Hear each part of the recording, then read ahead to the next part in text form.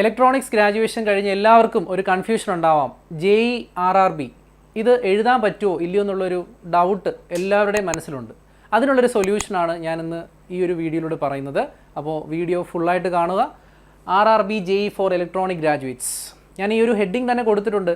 കാരണം ഇത് ഇലക്ട്രോണിക്സുകാർക്ക് അപ്ലൈ ചെയ്യാൻ പറ്റുന്ന ഒരു ജോലി തന്നെയാണ്. അപ്പോൾ ഒരു കൺഫ്യൂഷനും വേണ്ട.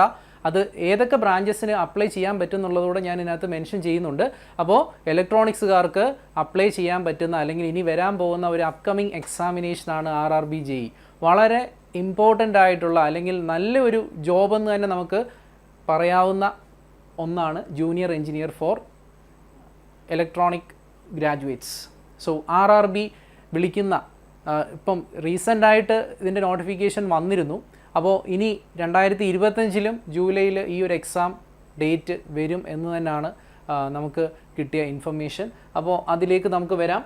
അപ്പോൾ ഈ പോസ്റ്റിൻ്റെ പേര് നിങ്ങൾക്കറിയാം, ജൂനിയർ എഞ്ചിനീയർ എന്നാണ്. RRBയുടെ ഈ ഒരു പോസ്റ്റിനെ നടത്തുന്നത് അല്ലെങ്കിൽ ഈ ഒരു എക്സാം നടത്തുന്നത് റെയിൽവേ റിക്രൂട്ട്മെൻറ്റ് ബോർഡാണ് അല്ലെങ്കിൽ RRB ആണ്. അതുപോലെ തന്നെ ഇതിൻ്റെ ബേസിക് പേ പറയുന്നത് 35,400 ആണ്. ഇത് ബേസിക് പേ ആണ്. ഇതിൻ്റെ അലവൻസ് ഒക്കെ വെച്ച് നോക്കുകയാണെങ്കിൽ നല്ലൊരു എമൗണ്ട് തന്നെയാണ് നമുക്ക് ഈ ഒരു പോസ്റ്റിന് ലഭിക്കുന്നത്. അതുപോലെ തന്നെ ഇതിൻ്റെ എക്സാം ഞാൻ പറഞ്ഞു ജൂലൈ നമുക്ക് എക്സ്പെക്റ്റ് ചെയ്യാം. ഇതിൻ്റെ ആ ഒരു നോട്ടിഫിക്കേഷൻ ജൂലൈയിൽ നമുക്ക് എക്സ്പെക്റ്റ് ചെയ്യാം. അപ്പോൾ നമുക്ക് പ്രിപ്പയർ ചെയ്ത് തുടങ്ങാൻ പറ്റുന്ന ഇലക്ട്രോണിക് ഗ്രാജുവേറ്റ്സിന് അപ്ലൈ ചെയ്യാൻ പറ്റുമോ ഇല്ല എന്നുള്ള ഒരു കൺഫ്യൂഷനും വേണ്ട.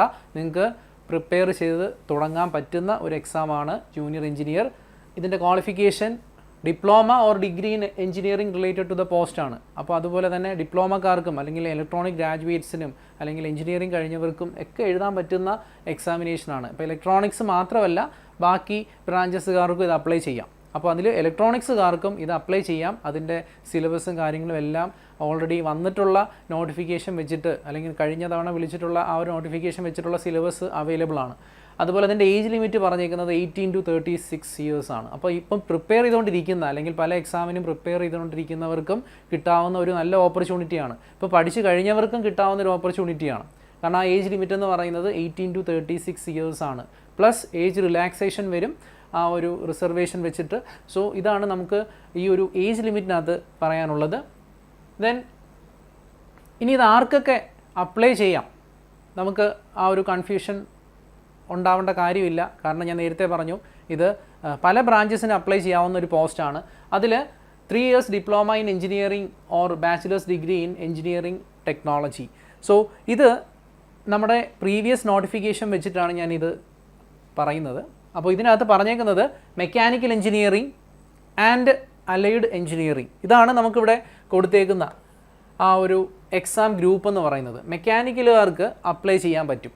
അതിനകത്ത് പറഞ്ഞേക്കുന്ന ആ സ്ട്രീമുകളാണ് മെക്കാനിക്കൽ എഞ്ചിനീയറിംഗ് ഉണ്ട്, അതുപോലെ തന്നെ പ്രൊഡക്ഷൻ ഉണ്ട്, ഓട്ടോമൊബൈൽ എഞ്ചിനീയറിംഗ് അല്ലെങ്കിൽ മെക്കാനിക്കൽ റിലേറ്റഡ് ആയിട്ടുള്ള സ്ട്രീമുകളുണ്ടല്ലോ, അതാണ് അലൈഡ് മെക്കാനിക്കൽ എഞ്ചിനീയറിംഗ് ബ്രാഞ്ചസ് എന്ന് ഇവിടെ കൊടുത്തേക്കുന്നത്. അപ്പോൾ manufacturing engineering, mechatronics, industrial engineering, machine engineering. അപ്പോൾ മെക്കാനിക്കൽ റിലേറ്റഡ് ആയിട്ടുള്ള എല്ലാ കോഴ്സുകാർക്കും ഇത് അപ്ലൈ ചെയ്യാൻ പറ്റും.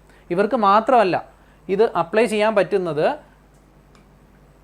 ഇലക്ട്രിക്കൽ എഞ്ചിനീയറിംഗുകാർക്കും ഇത് അപ്ലൈ ചെയ്യാം, ഈ ഒരു എക്സാമിന് അപ്ലൈ ചെയ്യാം. സോ അതിനകത്തും സബ് സ്ട്രീമുകൾ വരുന്നു, ഇലക്ട്രിക്കൽ റിലേറ്റഡ് ആയിട്ടുള്ള സബ് സ്ട്രീമുകൾ. ഇപ്പോൾ മെക്കാനിക്കലിന് പറഞ്ഞ പോലെ ഇലക്ട്രിക്കൽ എന്ന് പറയുന്ന ആ ടേം അല്ലെങ്കിൽ ആ ഒരു ബ്രാഞ്ച് അതിൻ്റെ അലൈഡ് ബ്രാഞ്ചസിനും നമുക്ക് ഈ ഒരു എക്സാമിന് വേണ്ടി അപ്ലൈ ചെയ്യാൻ പറ്റും. ദെൻ നിങ്ങളുടെ കൺഫ്യൂഷൻ മാറ്റാനാണ് ഞാൻ ഇത് ഇവിടെ ഇൻക്ലൂഡ് ചെയ്തേക്കുന്നത്. കാരണം ഇലക്ട്രോണിക്സ് എഞ്ചിനീയറിംഗുകാർക്ക് ഇത് പറ്റുമോ എന്നുള്ളതാണ് നമ്മുടെ ഡൗട്ട്. അത് ഇവിടെ ക്ലിയർ ആവും. കാരണം ഇവിടെ കൊടുത്തേക്കുന്നത് ഇലക്ട്രോണിക്സ് ആൻഡ് അലൈഡ് എഞ്ചിനീയറിംഗ്. അപ്പോൾ ആ പേര് തന്നെ ഇലക്ട്രോണിക്സ് ആൻഡ് അലൈഡ് എഞ്ചിനീയറിംഗ്. നമ്മുടെ circuit branches, computer science, computer engineering, ഇതെല്ലാം ഇതിനകത്താണ് വരുന്നത്. അപ്പോൾ അതുകൊണ്ട് തന്നെ ഇതിൻ്റെ ആ ഒരു ബ്രാഞ്ച് നെയിം കൊടുത്തേക്കുന്നത് electronics engineering and allied engineering ആണ്. അപ്പോൾ അതിനകത്താണ് കമ്പ്യൂട്ടർ സയൻസ് ഒക്കെ വരുന്നത്.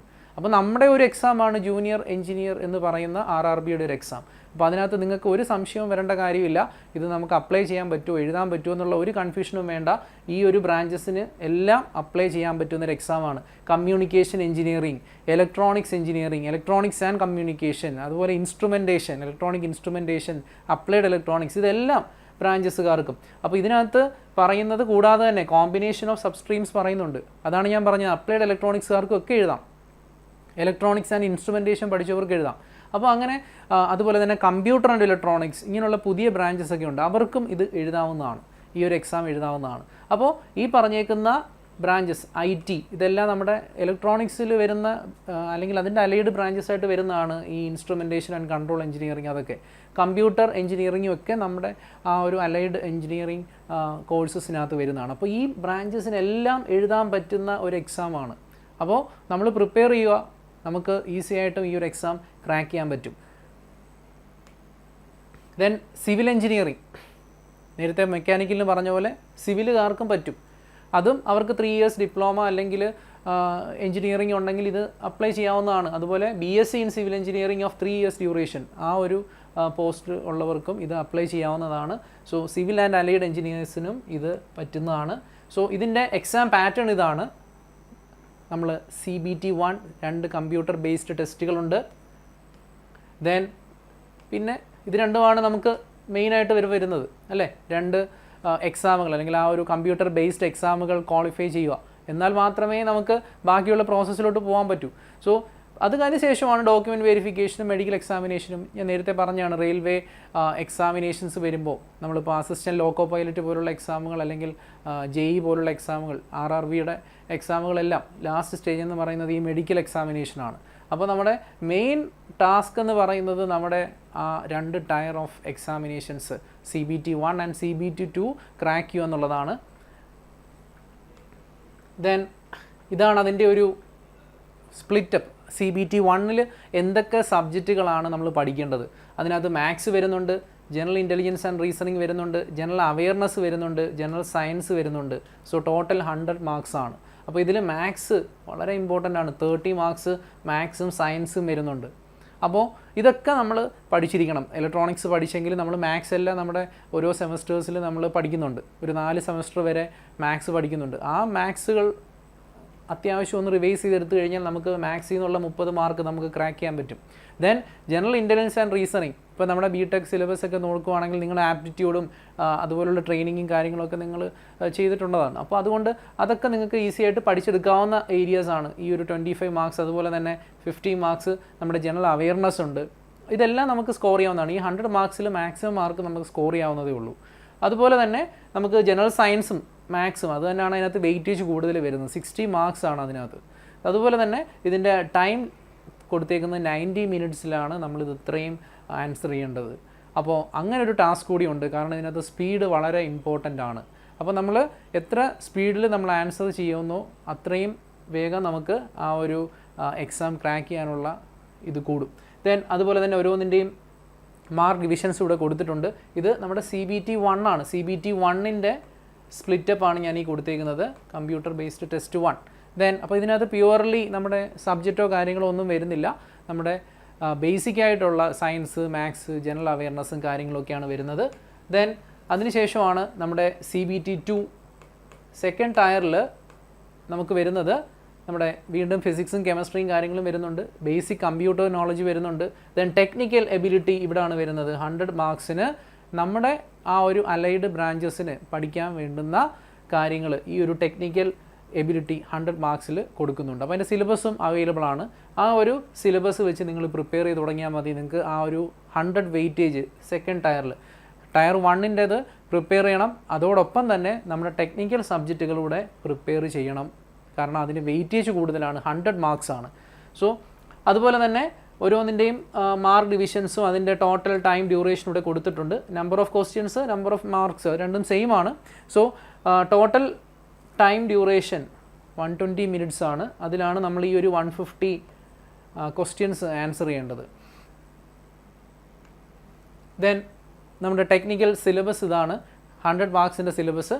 അതിൽ നമുക്ക് ബേസിക് ആയിട്ടുള്ള നമ്മുടെ കോർ സബ്ജക്റ്റുകളെല്ലാം വരുന്നുണ്ട്. ഇലക്ട്രോണിക് ഡിവൈസസ് ആയാലും ഡിജിറ്റൽ ആയാലും LIC, micro processor, micro controller, ഈ സബ്ജക്റ്റുകളെല്ലാം നമ്മുടെ ഈ ഒരു സിലബസിൽ ഇൻക്ലൂഡഡ് ആണ്. അതുപോലെ തന്നെ ഇലക്ട്രോണിക് മെഷർമെൻറ്റ്സ്, കമ്മ്യൂണിക്കേഷൻ എഞ്ചിനീയറിംഗ്, നമുക്ക് എപ്പോഴും RRBയുടെ എക്സാമിന് സിഗ്നൽസ്, അതുപോലെ തന്നെ കമ്മ്യൂണിക്കേഷൻ, AM FM പോലുള്ള കമ്മ്യൂണിക്കേഷൻ സബ്ജക്റ്റിൽ നിന്ന് ഒരുപാട് ക്വസ്റ്റ്യൻസ് വരാറുണ്ട്.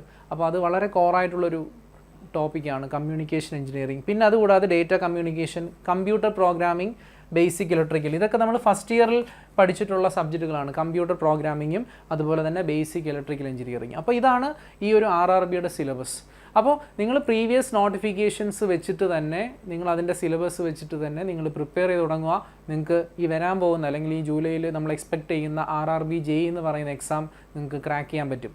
അപ്പോൾ അതിന് മെയിനായിട്ടും ഈ ഒരു ടെക്നിക്കൽ ഏരിയ, 100 മാർക്സിന് വരുന്ന technical area plus maths, basic science, ഇതെല്ലാം നമ്മൾ പഠിച്ചു തുടങ്ങിയാൽ നമുക്ക് ആ ഒരു എക്സാം, അതിന് വേണ്ടുന്ന എല്ലാ ഹെൽപ്പും നമ്മുടെ എൻട്രിയുടെ ഭാഗത്തുനിന്ന് നിങ്ങൾക്ക് കിട്ടുന്നതാണ്. അപ്പോൾ ഈ ഒരു സബ്ജക്റ്റുകൾ നമ്മൾ മനസ്സിൽ വെക്കുക, ഈ ഒരു കോർ സബ്ജക്റ്റുകൾ റിവൈസ് ചെയ്യുക, പഠിക്കുക, നമുക്ക് എക്സാം ക്രാക്ക് ചെയ്യാൻ പറ്റും. RRB JEEയുടെ പുതിയ ബാച്ച് എൻട്രി സ്റ്റാർട്ട് ചെയ്തിട്ടുണ്ട്. അപ്പോൾ നിങ്ങൾക്ക് അതിൽ ജോയിൻ ചെയ്യാം. അതിൽ ജോയിൻ ചെയ്യാൻ വേണ്ടി താഴെ കാണുന്ന ഈ ഒരു നമ്പറിൽ കോൺടാക്റ്റ് ചെയ്യുക. അതല്ലെങ്കിൽ നമ്മുടെ ഗൂഗിൾ ഫോം ഫില്ല് ചെയ്യുക, കമൻറ്റ് ബോക്സിൽ അവൈലബിൾ ആണ്. അപ്പോൾ എല്ലാവർക്കും ഈ എക്സാമിൻ്റെ വിഷസ്. Thank you.